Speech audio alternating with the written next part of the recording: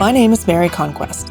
I'm your host for Safety Labs by Slice, the podcast where we explore the human side of safety to support safety professionals. We move past regulations and reportables to talk about the core skills of safety leadership: empathy, influence, trust, rapport. In other words, the soft skills that help you do the hard stuff.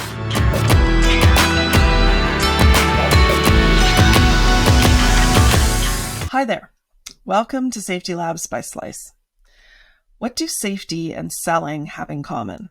More than you might think. Today's guest is the creator of what he calls a work-in-progress model of marketing for health and safety. We'll explore how this model works, what safety professionals can learn from marketing, and some key marketing concepts that offer fresh insight into the role of a safety professional. Andrew Barrett is the founder of Safety on Tap, a consultancy that specializes in the development and growth of health and safety leaders. It also enables capability and innovation in the health and safety field. He supports organizations across multiple industries to enhance the safety of work, reduce safety clutter, and improve learning and operational performance. Andrew is the only specialist professional coach for health and safety professionals in Australia. He's regularly invited to speak at OHS conferences in keynote, workshop, discussion, and debate formats in Australia, New Zealand, and the United States. Andrew is also the host of the Safety on Tap podcast, where he and his guests talk about personal effectiveness, business strategy, people leadership, innovation, and creativity. He joins us today from Gawler River in South Australia. Welcome. Hey, Mary. Okay, so you've developed what you call a work-in-progress model of marketing for health and safety. Yeah. Before we get into the model itself, I'm curious about what led you to make the connection between OHS work and marketing. Well, I'm a health and safety professional by training. Call myself a reformed health and safety professional sometimes, which some people take as rude or offensive. But what it really means is just a reflection on my career, that I was trained traditionally in most of the things that most health and safety professionals would be familiar with. And then when I started working both in consulting and in in-house roles, because I've done both, I realized that the list of those things that didn't work or were really, really difficult or created problems just got longer and longer.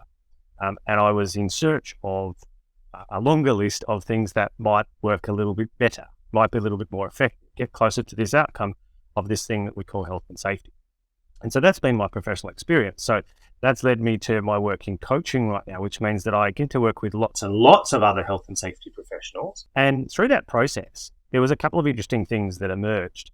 They effectively gave me the insights about why these two concepts might be useful to bring together. So this is certainly not a model that is trying to be prescriptive to say the world is like this, and I've tried to simplify it for everyone and you should just follow the 10-step process. It's not that.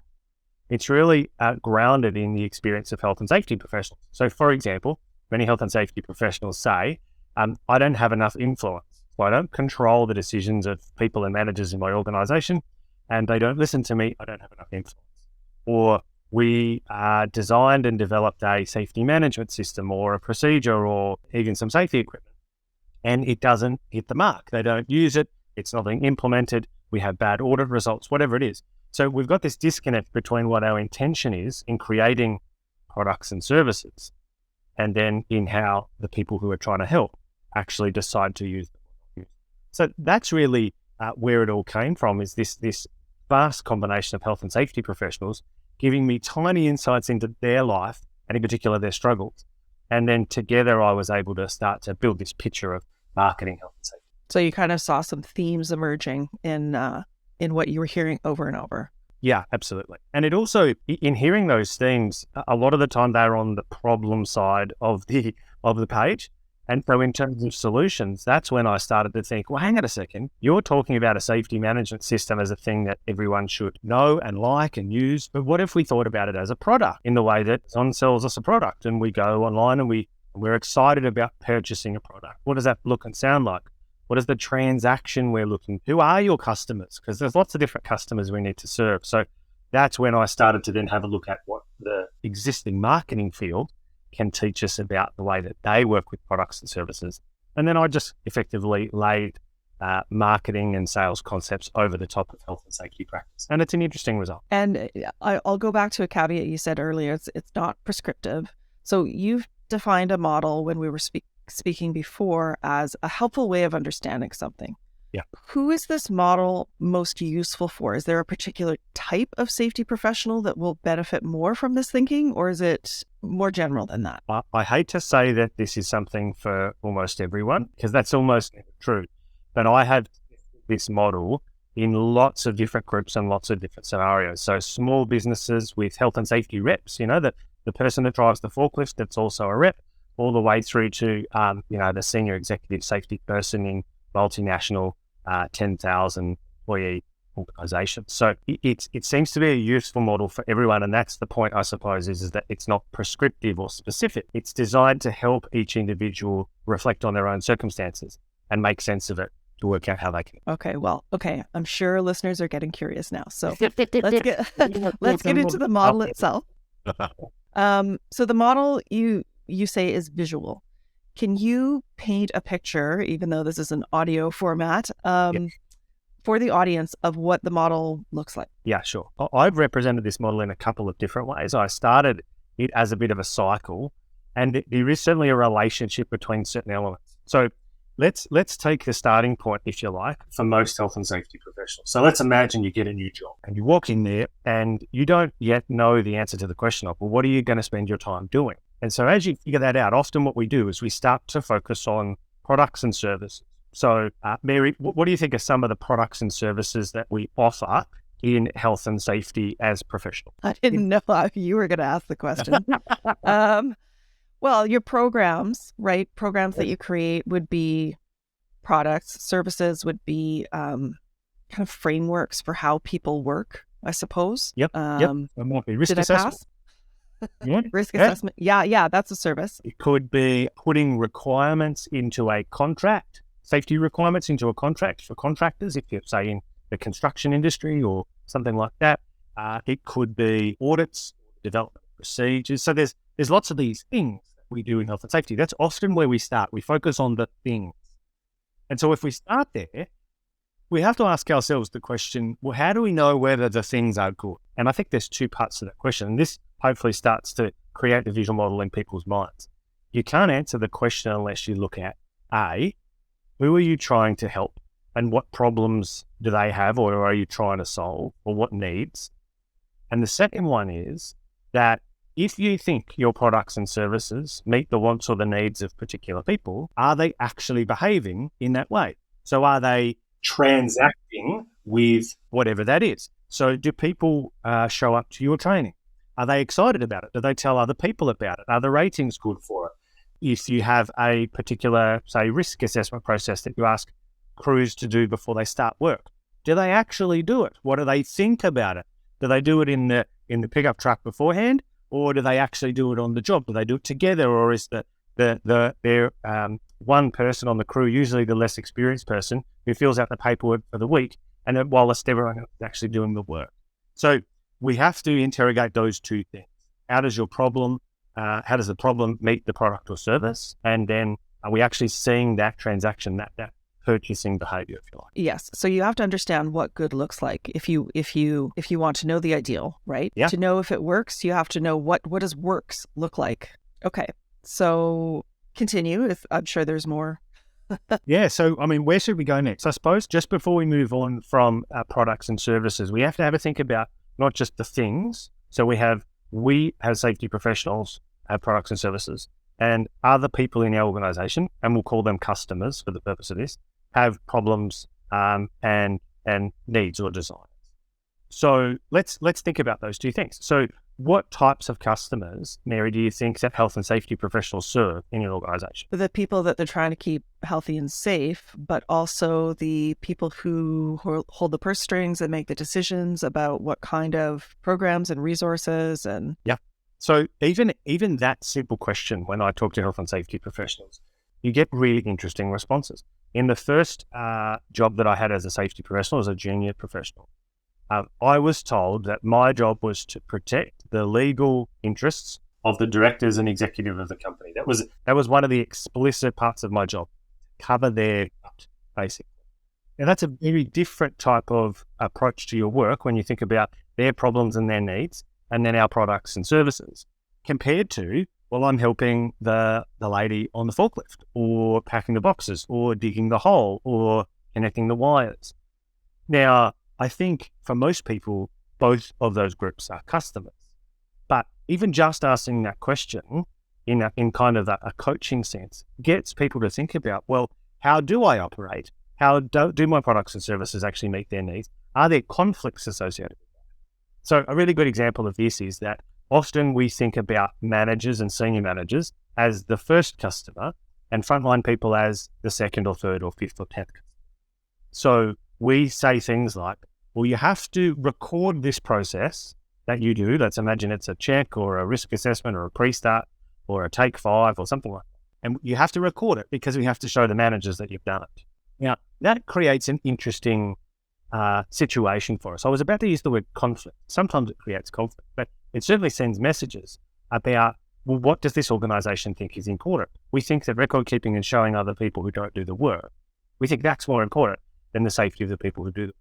Can you see how that kind of unintentionally sets a priority about how people think this organization looks at health and safety? Yeah, for sure. It's, being seen to be safe as opposed to focusing on being safe. If you think about Amazon, let's imagine you were going to buy a book off Amazon and you click the button, the buy now button, and they've done such a great job at making a seamless purchasing process for people. And then after you click the buy now button, it said, well, we're not ready to print your book yet because we're going to wait for the print run and someone's off sick and our economic situation isn't too good.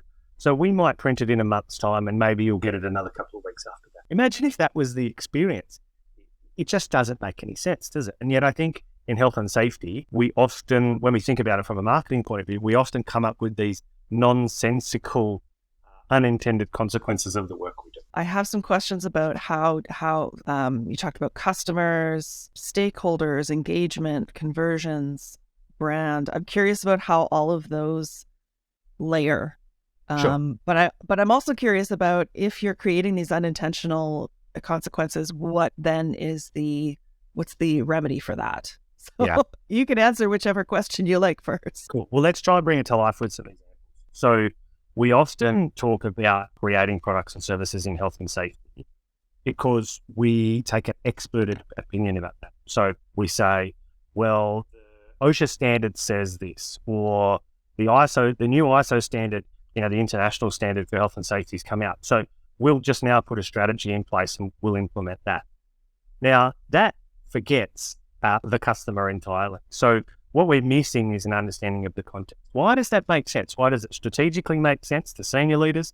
Why does it legally make sense? Why does it operationally make sense in terms of what else we've got going on in 2023, if that's what you want to add on to the plan? And how is it going to help the people who are exposed to the risk, which is very much your point about those core customers in health and safety. So we talk then about, okay, well, we'll make sure that we consult with people. Now, often we don't do nearly enough consultation with whoever it is that we're trying to help.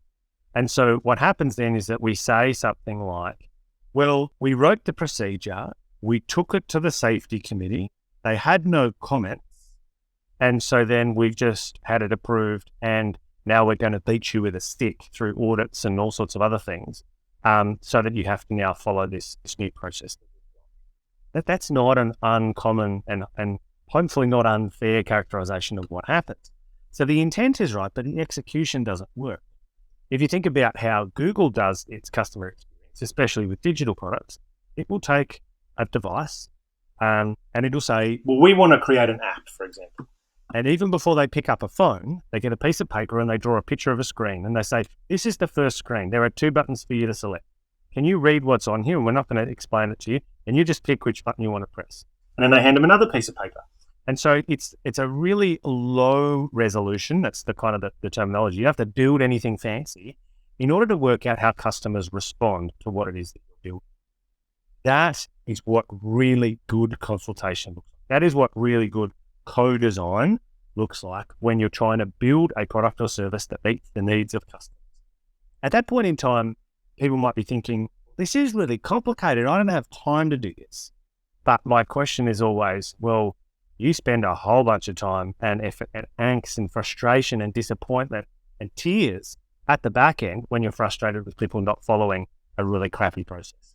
So there's this kind of product or service testing element to it as well, which goes well beyond just kind of standard consultation. So when we take any of these elements, so let's pick another example. Do you want to pick an example? Is there anything on the top of your mind? Well, how would this work with blah? As you're saying it, I'm thinking of what I know about user research and the kinds of testing. You're right. It's any good company that's building a digital product will have all kinds of testing. It's you wouldn't believe they'll A/B test one word on the button. They really, that's user-centric design, right? That's what was coming to mind when you were saying that. Yeah, absolutely. And I think one of the big objections that people often have with this is they say, yeah, but if we did that for everything, Andrew, we'd never get anything done. And that's probably true. Because a lot of safety functions are, very heavily resourced. In fact, many of the listeners, I'm sure, are the solo safety professional in their business. But that's not to say that you can't think about how this will work at a minimum viable level. So a really good example is, let's say, for example, you're curious about safety processes that people use in practice. There's two ways that you could think about evaluating whether people just use the thing that you've created. One is you can ask them, you can observe, like you can go out and get direct information. But digitally, again, there's lots of cool things that people can do with very, very simple tools like Microsoft Office Suite and SharePoint and things like that to see, well, how many people clicked on that link from your email? How many people accessed that document over a period of time? At that point in time, then you can start to both gather some qualitative data and some quantitative data about the question that you're trying to answer in regards to that user experience, that customer experience. Okay. And you recommend doing both, I imagine. Well, I think right? they're just through suggestions, right? It really depends on your context. Right. So, one of the best questions you can ask someone is in regards to the fit between products and services and how customers are behaving, is you can say, if you had the choice, would you do this thing? So just because someone is doing something, following a process, attending the training or whatever, that doesn't mean that they're actually getting value out of it. It doesn't mean that it meets their needs. So when you ask that question, you get a very, very different response. And so my argument is, theoretically, that we should head in the direction of saying, you don't have to do anything. We're going to give you a process that is so appropriate to your context, reflects your needs and desire, and is co-designed with you, that it'll be so good that you'll want to use it instead of having to use it. Now, I appreciate that doesn't always make sense in all contexts, but that's kind of the thought experiment that we want safety professionals to go through, to kind of get uncomfortable and push the boundary. Yeah, interesting. Okay, so let's move on to some of the other concepts. And one of them actually that fits pretty well is engagement. Yep. So backing up, in marketing terms, engagement can be a little bit nebulous.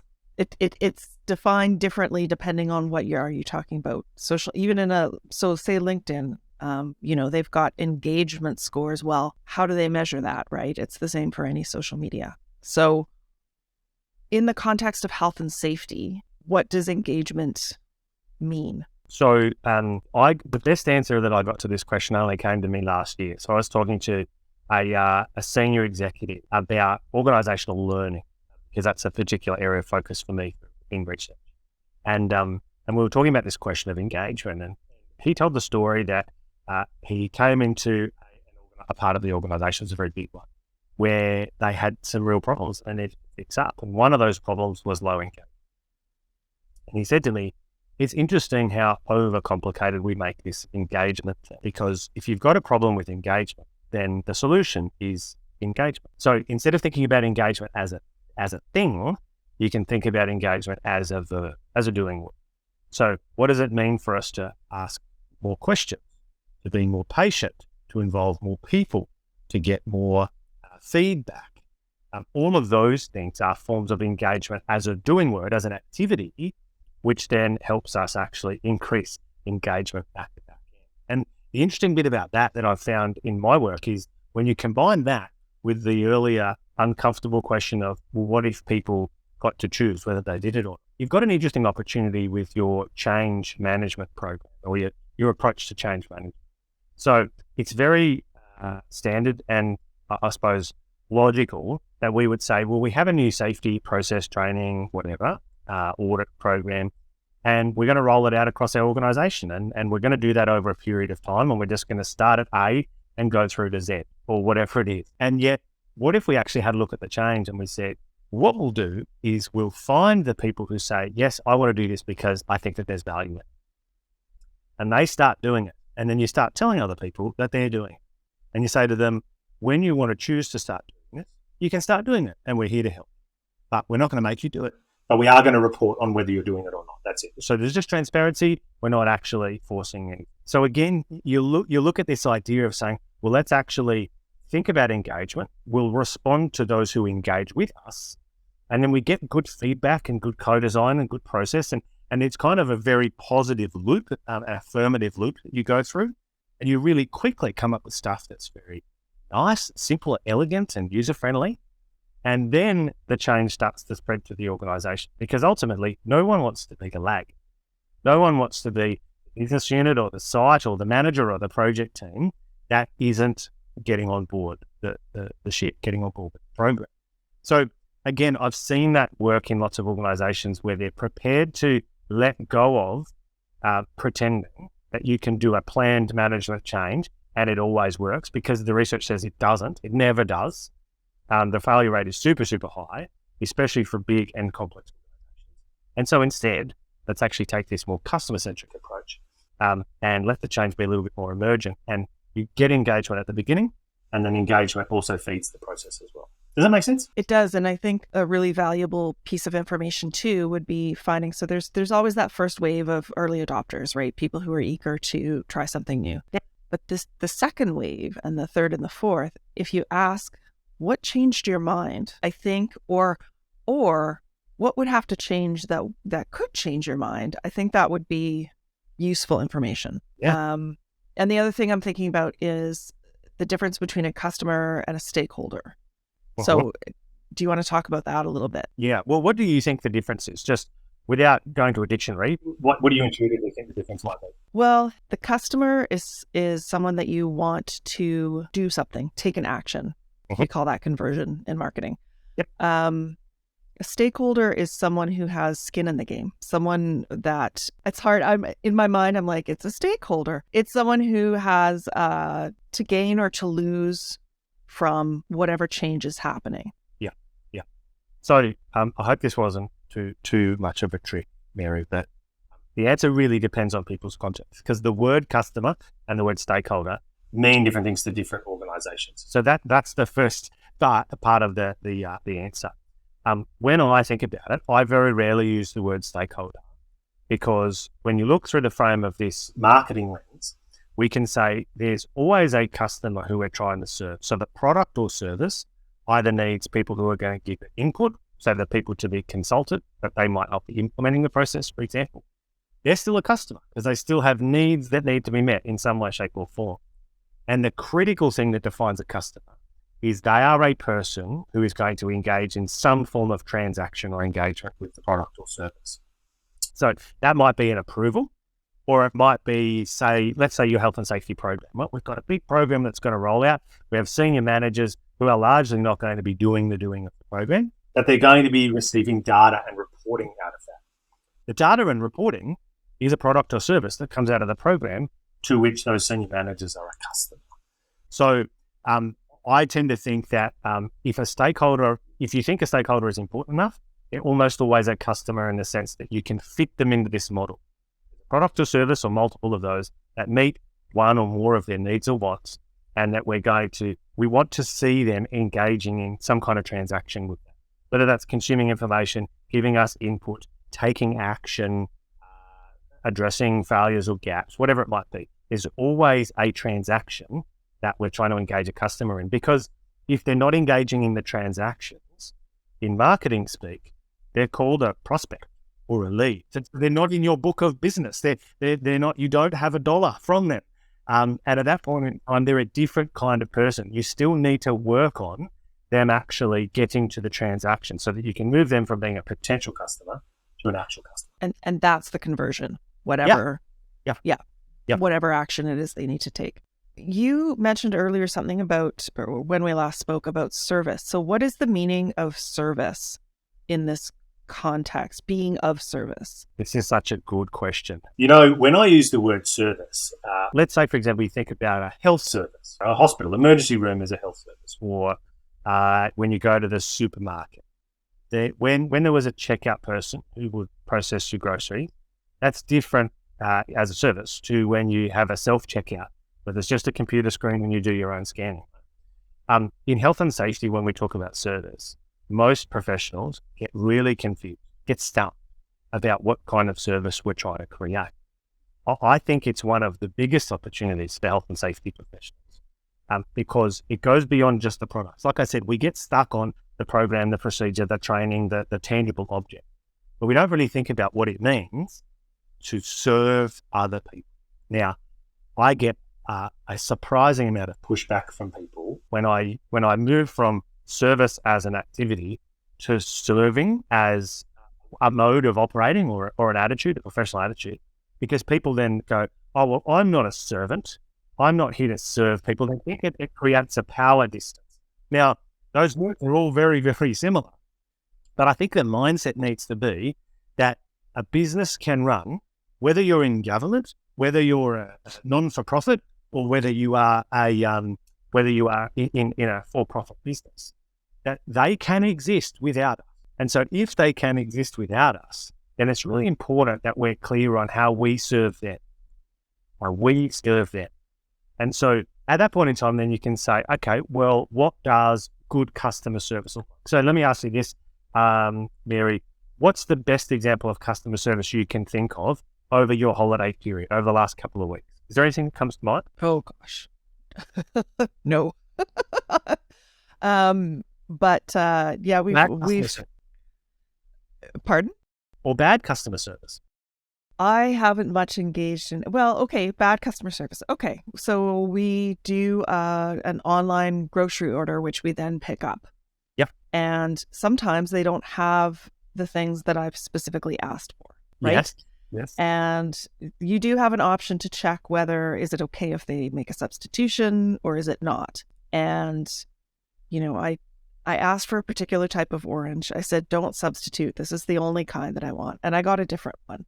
Yeah. And it's silly, but it sticks in my mind because I really wanted to try this new kind of orange that I'd never had before. Yep. Anyway, and they gave me just a standard navel orange. It is not worth it. So this is an interesting point too, is that, so to me, they're not being transparent. They haven't done their job well. And they've taken my money for something I didn't want. Yes. However, it's just an orange. Okay. 2 oranges in this case. 2 oranges. So I'm not going to, so the thing it brings me to is that I'm not going to confront, complain, or worry about it.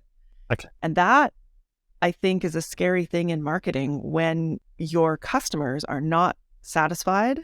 Yeah. And also not engaged enough to bother to tell you why. Yeah. It's one of the biggest problems because it's hidden. It's really, really hard to discover. So good service, bad service. Coming back to your question about what service actually looks. There are a couple of things that I picked up out of your story, which was that you had an expectation, and not only did they not meet your expectation, they kind of did the opposite. So we had substitution as an option or don't substitute. You said don't substitute, and they still substituted. Great irony in that, I think, in the sense that as a customer, you don't feel listened to. Now, without us blowing the orange example too far out of proportion, let's have a think about what that sounds like in health and safety. So if we say that the most important thing in health and safety is looking after the people who do the work, and so that they know that we care for them and that we want them to go home safely, then that is a question that we can use to frame what products or services are actually really helping. So do we care about you is a really good question. Or do you feel like we care about you in X, Y, or Z thing? And so it's not unusual then that you can unravel that picture really, really quickly. So if we say, Well, it's really important that workers on a big construction project go through an induction. And so now these days, reputable companies will have inductions, which means that the client has an induction, the head contractor has an induction, the subcontractor has their own induction, and then there may be some other type of induction that's required depending on what's going on the day. And sometimes those things overlap and sometimes they don't.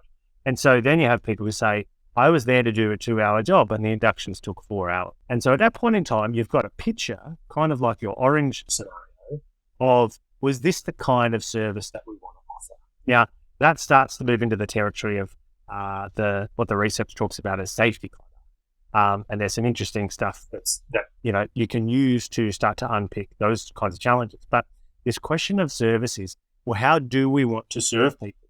How can we make sure that we put their needs first? And are their needs being met? So again, this is the basic marketing concept, which is, is there a fit between what we're doing and what people say they want or need? And is their behavior reflected or feedback? What would you like listeners to take away from this? Like, what do you think would be the most useful way that, or maybe questions they could ask themselves in relating this to their own context? Cool. Okay. So I'm going to go through a specific list of things, and they might pick a starting point, any of these starting points, and it doesn't really matter because it's going to be a useful discussion. So the first one is, where do you begin your work in health and safety? So do you go straight to, I'm going to build a process, I'm going to build a program, I'm going to write a training, I'm going to type out a PowerPoint? Or do you start by saying, who are my customers and what are their wants and needs? You have a very, very different outcome, even when you start from those two different starting points. What that means is that you may have to let go of, or at least hold a little less tightly, the products and services that we currently do in health and safety. Because if we're thinking about the starting point being the customers and their wants and their needs, we learn a whole lot more, but things might look a little bit different. So that's the first one. Who are my customers and what are their problems or desires, wants or needs? How do my solutions, my products or services fit with those wants or needs? So the fit is important because if the fit isn't there, then your transactions are going to be difficult. You're going to be forcing people using KPIs and threats and big sticks instead of actually having people say, you know what, this makes sense. It's on point. It's not too complicated. I understand it. It's in a language I can understand. And then you'll see transactions happening. The transaction might be come to the training, fill out the process, give us your feedback, etc. So sorry, go on. What about a case where there isn't a fit because there's a requirement from outside? So there's a regulatory requirement that the health and safety professional, as part of their job, has to ensure that everyone wears this particular kind of glove, or I don't know. Yeah. How do you, so maybe there isn't a fit, right? There isn't a natural fit. How do you create that fit, or do you? Well, you can't. This is not a magic process. So I'm thinking of a specific example where we had this discussion with an electrical power distributor. So they're not the guys that generate the electricity. They're the ones that get it from the big towers to the small towers to your house. And so they're often working on power poles in bucket trucks and sometimes climbing poles, less so these days. And they're very close to these high voltage or low voltage conductors. And so they have a bunch of PPE, which includes some very big, very thick insulated gloves. And they're insulated not just from physical abrasion, but from electrical conductivity. And so this piece of work that we did with these electrical linesmen, I said, what's the most difficult part about your job, or where you feel most conflicted? And this is what they did. And I'm going to show you for the video. They went, so 2 gloves, hand under the arm, and then pull it out, because they had to use fine motor control to do up the nut on the bolt. So at that point in time, we had a really clear conflict between the gear that they had been given and their actual experience of getting the job done. Now, I know that in Australia, it would be a very rare circumstance where that would happen, because it's very unusual that there would be that level of prescription, that it would be wildly inappropriate, although it does happen. In the US, I know the legislation is far more prescriptive. That probably happens more often. I don't know what the answer is, but I do know that if you go through this process and you're engaging people with the language of the product and the service and the fit and the transaction, and are we getting what we want, then you can have a more constructive conversation with your leaders, your decision makers, and the people who do the work about alternative ways to work on. Because ultimately, like I said, this is not magic. So we can't make the legislative requirement go away, and we probably can't change the process right now, but certainly we can work on the problem together. And that is the core of what marketing. I guess at the very least, you would further define the issue and understand that dexterity is the issue. They're not following this because they're being oppositional. There's a very practical reason for them not wanting to be wearing these. Yeah. And the other interesting thing too is that if you want to open up this conversation, because again, this model doesn't give you answers, it opens up the conversation to arrive at the answers with your people. So if you think about that example of the doing up the nut, but the taking off of the glove, which is a total no, then you can say, is the behavior here reflecting a conversion, a transaction that is more in aid of operations, productivity, or is it more in aid of safety? So you can say that the motivation or the accountability or the context means that we actually prioritize operations over safety in that context. And again, that's not a judgment. So I'm not saying that that's right or wrong, good or bad, but it's interesting if what we're trying to do is to have safe operations together. Right. Yeah. Okay. So I interrupted you about questions that safety managers can ask. So please go on, because that's kind of the meat. So when we talk about marketing, often people think, oh, cool, this is going to help me write a better email or newsletter or safety or something on the intranet or something like that. That is just one communications channel that fits within the overall marketing picture. So, and I certainly help people craft better communications as one part of their marketing of this. But you're not marketing health and safety. You're marketing a specific product and service for a specific customer with a specific want or need. And so you need all of those other pieces that we've talked about in order to work out what you're going to say and how you're going to say it. And is the communication channel appropriate? One of the most underutilized communication channels in organizations is SNS, is regular text messages, because we say, oh, well, we communicate via email, except most of the people in the field don't have email. So there you go. Wow, we're in a tricky position, But then when you discover that there are really effective crews and really effective communication going on, you'll find that they've got their own WhatsApp group or something like that. So they've come up with informal communication that gives you an opportunity to get those messages to people about products and services. So marketing isn't just about the message. That's another one. Sometimes it takes time. So one thing that marketing tells us is that when a new product or service comes out, often it takes a number of different repeat exposures to either the brand or the offer, the solution, before they make a decision about it. So just because they haven't engaged yet doesn't mean that they're not going in the right direction. So a little bit of patience helps here, and repetition is important. Now, that's not shoving things down people's throats, but patiently, curiously, respectfully, giving people stuff that's helpful. Because remember, we're trying to have a fit between what we're offering and what their wants and needs are, means that you're more likely to get to a conversion, get to a transaction. Another one is make sure that you're understanding or tracking or paying attention to what conversion or transaction looks like. So like we said, is it access to information?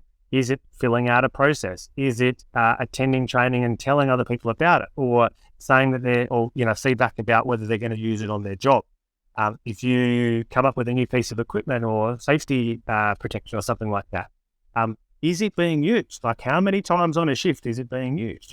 These are all very basic numbers you can get or you can ask others to collect that help you answer the question of, are we getting good conversion out of our products or services here?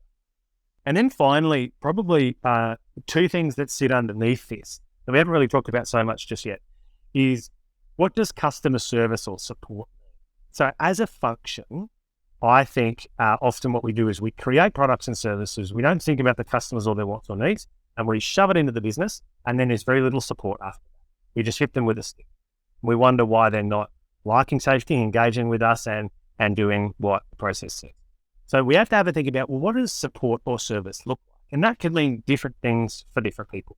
So on a construction site, we know that the riskiest times are at the beginning and at the end. And so if we want to have a safety service that is providing customer service, then we need to have more resources, or at least, greater levels of support at those operational phases. And there's probably similar examples for things like in manufacturing when there's a shutdown. We need lots of eyeballs and lots of support, lots of hours of support. So we need to have a model for that. So your safety strategy isn't just your safety program or system. You need to think about, well, when and who needs our services and our support. Often we think about support in the context of incident response.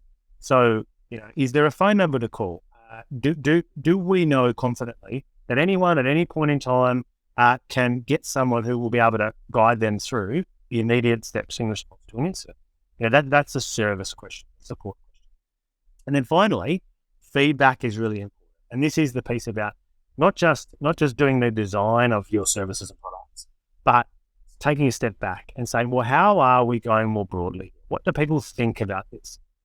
If you think about brands, this is more of a brand question, that people get excited about Nike and what Nike believes in and what it stands for. People don't get excited about Hilton Hotels because they're just hotels and they're not really differentiated from Marriott or anyone. And so if you think about that from a branding point of view, what is it like to be either a solo safety person in a safety function where our customers think that we're great, supportive, they'd miss us if we were gone, or they think we're policemen, that we get in the way, that that we have to bug them in order to get their attention, as opposed to them calling us and saying, hey, can you come along to this meeting? Can you give us some input? Can you look at this contract? Can you look at this design?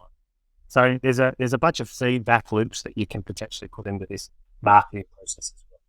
I know that was really quick. How does that sound to you, Mary? What it sounds a lot like is systems design as well. Yeah. Like where, you're designing the system, but in this case, or in this discussion, design is really the focus, right?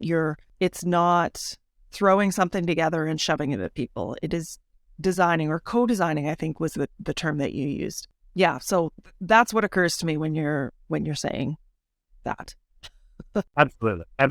This is, and it's interesting because when you talk to safety professionals about systems thinking or design, sometimes it's a complicated, difficult concept to get. But this model, I've tested it and it works really well. And I might tell you a quick story if you like. It involves tiers, the tiers of the safety professional. Actually, there's two stories, they're related. So in one workshop, we go through this process and we kind of paint a picture. We put it up on the board and I let the group decide where they want to go first. And we start to peel back the layers of this model, and it's all using their context and their example. So the reason why this model is so good is because it's pressure tested by real professionals. So I don't know what they're going to say to me when they're like, well, Andrew, what about this situation? And they kind of almost poke me in the chest. And I say, great, let's work.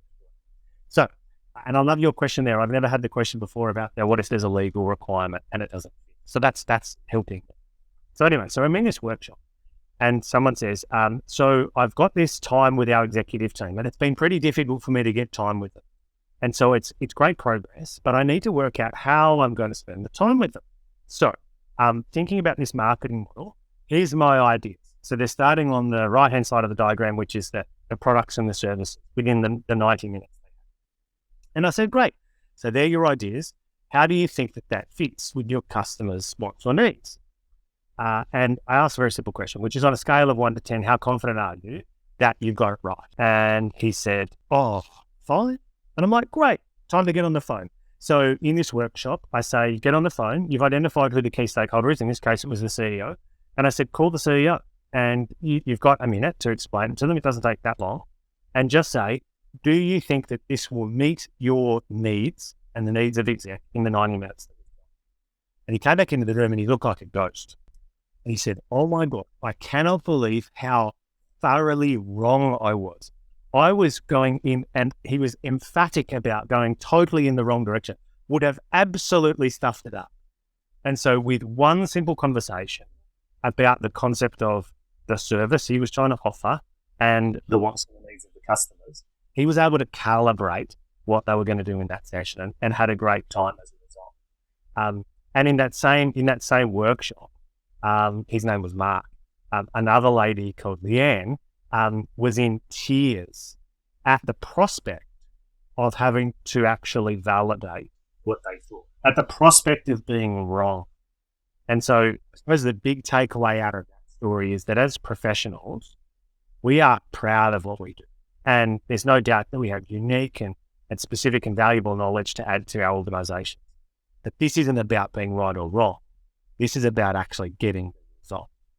And so when you follow this model, when you understand your customers, have a good fit between your products and services, and you're seeing the transactions happen and you're adjusting when it's not happening, then that's the best way of being right in the world. And you didn't have to have the solution in the first place. That brings me to one, it's not the last question, but you said that this is a work in progress. Yeah. Personally, I think all models are, but are there areas or original ideas, places that you started with this model, and then, as you said, you pressure tested it, where it didn't stand up to the pressure and where changes needed to be made? Yep, absolutely. I certainly, as I said, I started with this as just a straight cycle, like a circle that starts at one point and goes out to the end. So one of the things in testing the concepts and how they relate to each other is I realized that it was far too linear, because a circle is just a straight line that's joined together at each end. And so now the model is a little bit more convoluted, where it's a little bit like a snakes and ladders game, where you kind of have a starting point. Sometimes you go down, sometimes you go up. So the relationship between the items, or the concepts we've talked about, and the way that I represent them and communicate them is certainly one of the things that's changed. I earlier on didn't. So if you think about a customer as an object, so I need your feedback, and I'm going to ask you specific questions, and then I'm going to take that feedback and I'm going to do something with it. That's very different from, and a lot of customer surveys are like that. I'm sure you felt a bit ignored and unseen when you got that orange that you weren't looking for, despite the fact that you communicated with them using their process at that grocery store. And so instead of thinking about customers as objects that we need to just get information out of, we absolutely have to think about them as subjects. And this is a philosophical perspective. We need to think about the relationship that we have with them. That ties in with things like trust, like Clive Lloyd has talked about on the podcast before. So what does it mean for us to actually build trust and have a relationship with these key customers? We can't have a relationship with all of our field workers. That's impractical in most organizations. So then you have to ask yourself, well, what do I want that relationship to look and sound like? Is that something that my field advisors need to have? Or do we just need to have a reputation, even though they don't know my name? But anything that's associated with safety is nice and useful and helpful, easy to understand. People listen when we give feedback. That's a brand question. But that contributes to the relationship they have with the safety people or the safety function. And one final area of the model that I continue to wrestle with is the concepts of the transaction or the conversion. So that's did they fill out the process? Did they come to the training? Whatever it is. And this idea of fulfillment. So fulfillment is, so if we use the Amazon example, we click a button and they print a book, or they have something physically in a warehouse and then they put it in a box and put it on the pallet, put it on a truck, and then it comes to our home. So this idea of fulfillment really ties in with what does service delivery look like in safety. So, a really good example of where I think fulfillment in safety isn't very good is that, we know that if we go upstream in our planning and design processes, we get better safety outcomes. So that's in physical design, but it's also in things like strategy and say mergers and acquisitions in large businesses, or commercial aspects, like if we're going to be engaging in new contracts or big tenders. All of those things they're at the blunt end. It's not where the tools and the electricity and the hazards are, but we can actually have huge impact for very little effort at those upstream areas. And I think in some sense, our fulfillment of service delivery. So we might say we have a procedure in our program that says we need to do a safety and design review, for example, but I very rarely see that done well. And I think in part that's because we don't fulfill that properly as professionals. So if design or contracts or tenders or whatever is really important, do you have a role dedicated to that in your organization? I think that's a big area that I continue to wrestle with, and I think is a massive opportunity. Interesting. Yeah. Thank you. Well, I have some questions that I ask every guest at the end. Awesome. So this one's the University of Andrew. If you were to develop training for tomorrow's safety professionals, what human relationship or core skills do you think would be the most important to teach? I think it's got to be something around humans and relationships. So not psychology, but maybe drawing on psychology. I think we need to learn more about empathy. I think we need to learn more about anthropology in terms of how humans have evolved and interact with each other. I think we need to learn more about comedy and how humor needs to play a part.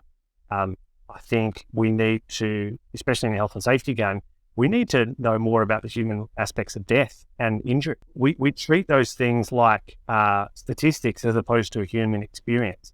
So I don't know what that discipline is. I think it's pretty multidisciplinary, but I think in the University of Andrew, it would be understanding and engaging with humans and relationships. Wow, that's a tall order, but I think it's badly needed. If you could go back in time to the beginning of your safety career, what is one piece of advice that you might give to yourself? You don't have to be right. And you need to be more curious. Those two pieces, the opposite of those two pieces, caused no end of stress and anxiety for me early on in my career because I really misunderstood what my job was. And I was told to have the answers and to tell people what to do. And that just has proven not to be useful in my experience. I think I can say, people who are listening to the podcast are curious. So that's a good thing. How can our listeners learn more about some of the topics that we talked about today? Are there any particular books or resources that you would recommend? Well, a selfless plug, the Safety Untapped podcast is the podcast that I host. And I use that podcast as a way to explore some of these concepts with guests, as well as my own reflections. So it's really cool in the sense that we get to have interesting, curious, open conversations, sometimes uncomfortable. Sometimes there's disagreement, which is great learning, and I think very important for professionals. But my personal reflections, where it's me sharing insights out of my work and my experience, it's a little bit voyeuristic. So you kind of get to take a peek into, like a fly on the wall, take a peek into the experiences of other health and safety professionals I get to work with day to day. So I think that's a pretty cool resource.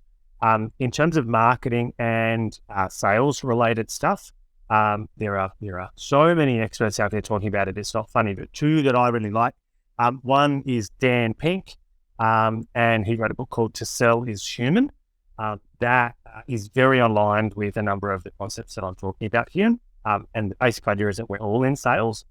And the second one is Seth Godin. He wrote a book called This is Marketing. Anything he creates is amazing, I think.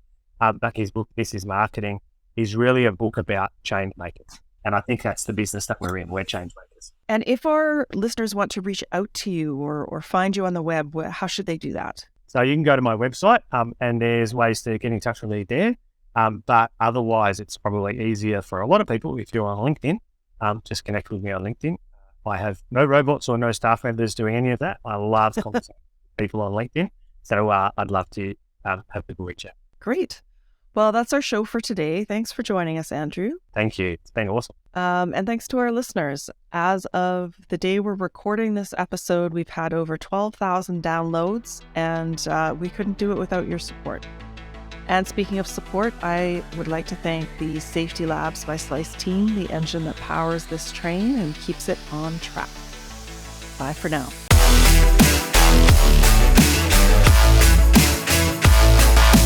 Safety Labs is created by Slice, the only safety knife on the market with a finger-friendly blade. Find us at sliceproducts.com. Until next time, stay safe.